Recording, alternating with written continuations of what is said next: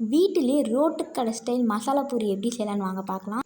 முதல்ல நம்ம பச்சை பட்டாணியை ஒரு 7 மணி நேரத்துக்கு ஊற வச்சு எடுத்து வச்சுக்கலாம். இப்போ ஒரு குக்கரில் நம்ம ஊற வச்சிருக்க பச்சை பட்டாணி 4 உருளைக்கிழங்கும் கட் பண்ணி ஆட் பண்ணிக்கலாம். இது கூட கொஞ்சோண்டு மஞ்சத்தூள் உப்பும் சேர்த்து கொஞ்சம் தண்ணி ஊற்றி 4 விசில் அளவுக்கு வேக வச்சு எடுத்து வச்சுக்கலாம்.